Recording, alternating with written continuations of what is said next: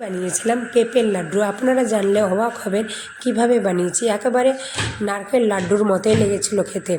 প্রথমে একটি পেঁপে নিয়েছি, পেঁপেটাকে ভালোভাবে খোসা ছড়িয়ে নিতে হবে যাতে সবুজ অংশটা না থাকে। এভাবে খোসা ছড়িয়ে এইভাবে কেটে নিয়েছি যেইভাবে ভিডিওতে দেখানো হচ্ছে।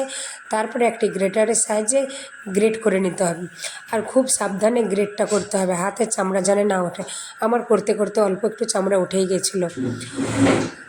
দেখুন সবগুলো গ্রেট করা হয়ে গেছে। তারপরে